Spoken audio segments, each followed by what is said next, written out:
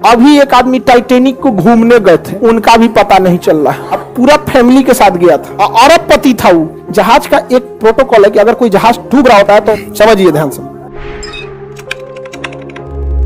इसी साउथहैम्पटन बंदरगाह से 10 अप्रैल 1912 को 10 अप्रैल 1912 को टाइटेनिक जहाज निकली थी। टाइटेनिक जहाज निकली थी। आई ससुरी 14 अप्रैल को जाके डूब गई। 14 अप्रैल को जाके डूब गए। बताइए, एक नए नए जाके डूब गए यहाँ पे जहाज।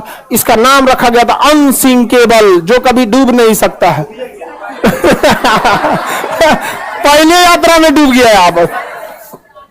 रीजन था उसका, समझिए ध्यान से। ये साउथहैम्पटन से निकला, एकदम फर्स्ट क्लास निकल गया था। जब यहां पहुंचा तो ये है आपका बफिन की खाड़ी, यहां से निकली थी लेब्राडोर की ठंडी जलधारा। ये एरिया को बर्फ बना देती है, तो इस एरिया में बहुत ज्यादा बर्फ रहते हैं, बहुत ज्यादा बर्फ। इसे यहां के कैप्टन थे टाइटेनिक के, विलियम मडोक, इन्हें वार्निंग दिया गया था कि बर्फ बहुत ज्यादा है, संभल के चलिएगा। तो जिसने वार्निंग दिया था ना, उनसे इनका स्टूडेंट लाइफ में थोड़ा सा नहीं होता है, तो ईगो अनसिंकेबल धाए दे लेके चल दिए। मौसम धुंधला था, उस समय रडार नहीं हुआ करते थे। रडार न होने की वजह से विजुअल अप्रोच करना पड़ता था, दूरबीन से देखना पड़ता था कहीं बर्फ तो नहीं है। अचानक से इन लोग को धुंधला धुंधला दिखा, देखा ध्यान से कि बाप रे बाप, बर्फ है। बर्फ बर्फ की खासियत है, जितना दिखता है उससे 9 गुना नीचे होता है। बर्फ का दिखने वाला भाग 1/10 और अंदर रहता है 9/10, यानी 10 भाग में 1 भाग दिखता है और 10 भाग में 9 भाग अंदर है। अब इनको ससुरा 3 मंजिला इतना बर्फ का चट्टान दिखा, तो 27 मंजिला नीचे होगा। और इस ससुरा तूने अभी वार्निंग दे रहा है कि टर्न मारो, टर्न टर्न मारो। टर्न मारते मारते मारते कितना इतना बड़ा आते इतना स्पीड में था कि टर्न मारा। और जब वो वार्निंग दिया तो कुछ देर बाद वहां सुना सब इंजन के पास शांति से घूम रहा था। अनसिंकेबल है हम यहाँ पे जाके लड़ा, अब पेंदिए फाड़ दिया उसका, पेंदी फाड़ दिया उसका। टाइटेनिक में हो गया सुराख। टाइटेनिक जहाज इतना जल्दी नहीं डूबेगी। कोई पानी वाली जहाज डूबने में कम से कम 7-8 घंटा लगाती है। एगो कटोरा तो नहीं डुबा के देखिए ना टब में, भागेगा इधर उधर। एगो पानी बोतल, एगो 5 लीटर का गैलन खोल दीजिएगा, उसको डुबाइएगा, देखिए जल्दी नहीं डूबेगा। एक आध मिनट तो भी ले लेगा। दिक्कत क्या हुआ, तो डूबने लगा। ये कैप्टन को लग गया विलियम मडोक को कि तो गया अनसिंकेबल, गलो अनसिंकेबल गया। उसने कहा कि इवैक्यूएट, खाली कराया जाए। क्या किया जाए, खाली। तो जितने बिजनेस क्लास वाले थे, अमीर लोग, जिनका किराया लाख लाख रुपया था, उनको पहले लाइफ बोट में भरा गया। जिस लाइफ बोट की क्षमता 20 आदमी की थी, उसमें 2 आदमी को भेजा गया। 3 आदमी, अमीरों को दिक्कत ना हो। लेकिन हमेशा याद रखिएगा, रेडी फॉर वर्स्ट कंडीशन।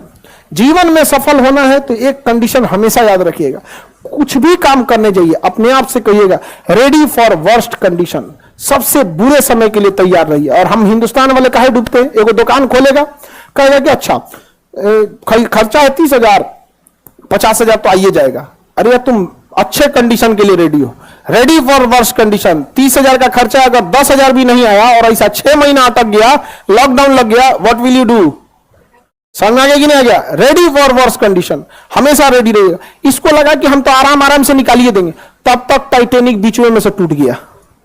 अब तो डूबने की रफ्तार बढ़ गई, अब हो गया अफरा तफरी, अब बोट हो गई कम। शुरुआत में जिसकी बोट की कैपेसिटी थी 20 आदमी की, उसमें भेजा 5 आदमी, 2 आदमी।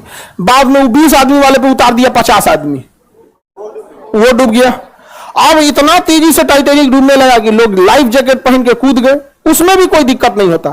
बर्फ था, -2 डिग्री टेम्परेचर था, टेम्परेचर ठंडी से मर गया सब। ऐसे पानी में कूद जाते लाइफ जैकेट पहन के तो कोई दिक्कत नहीं था। बड़ी मछलियां ऊपर नहीं आती हैं, बड़ी मछली नीचे अपना ताम झाम करते रहते हैं। वो बड़ी मछली ऊपर काहे आने वाली है, ऊपर ज्यादा कूदती है, डॉल्फिन, वेल मछली। तो वेल मछली हम लोग को खाइए नहीं पाएगी, उसका मुंह इतना बड़ा नहीं होता, घोटने वाला मुंह छोटा होता है, ऐसे मुंह बड़ा होता है। जैसे इतना लोग हैं लोग ना, इस लाइन के एक बार में खा जाएगी वो, लेकिन घोट नहीं पाएगी, इतना बड़का मुंह खोलती है घोट। अब हम ही लोग हैं, हाथ ना मुंह में भर लेते हैं, क्या हड़ाक घोट पाते हैं? अब भरने का तो भर लिया, नहीं देखते कभी कभी पानी पूरी वाला 3 को घुसा देता मुंह में से। आदमी घूम जाता है, गुस्सा आराम से गिरा ना दूंगा, नहीं समझ रहे हैं? तो आधा आदमी ठंडा मार दिया, तो कुछ ही आदमी को बचाया जा सका, जबकि सबको बचाया जा सकता था। डूब गया अनसिंकेबल। जहाज का एक प्रोटोकॉल है कि अगर कोई जहाज डूब रहा होता है तो रॉकेट फ्लेयर छोड़ता है, रॉकेट छोड़ता है, मतलब वो सिग्नल है, रात में सिग्नल है, दिन में तो हॉर्न मारता है, और रात में सिग्नल। बगल से एक ब्राजील का जहाज गुजर रहा था, लगभग 80 से 100 किलोमीटर की दूरी पे था, गुजर रहा है। उसको लगा कि लोग पार्टी मना रहे हैं, रॉकेट छोड़ के पार्टी मना रहे हैं, छोड़ के चल दिया वहां पे। टाइटैनिक की कहानी खत्म। अभी एक आदमी टाइटैनिक को घूमने गए थे कि देखे कहां डूबल है, उनका भी पता नहीं चल रहा। अब पूरा फैमिली के साथ गया था, अरबपति था वो। छोट मोट का तो छोट मोट आदमी घूमने के नाम पे ननिहाल चल जाता, नहीं समझा? और कौन चीज आएगा वहां। अरबपति तो गए थे टाइटैनिक देखे, जा टाइटैनिक देखने। बहुत खतरनाक है यहाँ पे टाइटैनिक जहाज, एक से एक रहता, कई जहाज गई। इसी में कोस्टा कॉन्कॉर्डिया एक जहाज था जो यहाँ पे था इंग्लैंड के पास, वो भी डूब गया। कोस्टा कॉन्कॉर्डिया, कोस्टा कॉन्कॉर्डिया बहुत बड़ा जहाज था, टाइटैनिक से भी बड़ा। अब उसमें जो डांसर थी ना, डांसर नचनिया,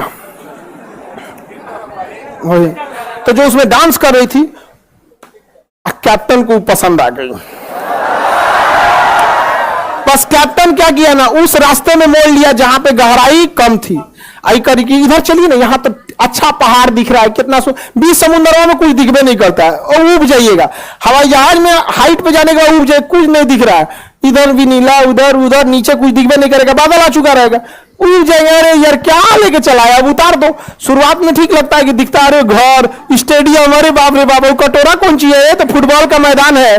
समझ में आ गया कि नहीं आ गया? अब यही सब समझ में आता है। ज्यादा उड़ जाएगा, कुछ दिखबे नहीं करेगा। अब पानी वाली जहाज में भी किनारे रहिएगा, दिखेगा अरे मुंबई शहर, वो कौन सा है, और मुंबई वो पूना दिख रहा है क्या, ऐसे। अब बीचों में घुस जाएंगे तो कुछ नहीं, ऊपर आसमान, नीचे पानी, चारों ओर वही, कुछ पता नहीं चले।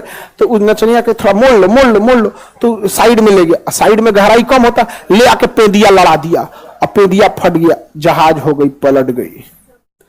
सारे लोग, इतना करोड़ों का लॉस हुआ जिसका कोई हद नहीं। कप्तान को हो गया जेल। कप्तान को क्या हो गया? इसलिए इससे क्या सीखे आप?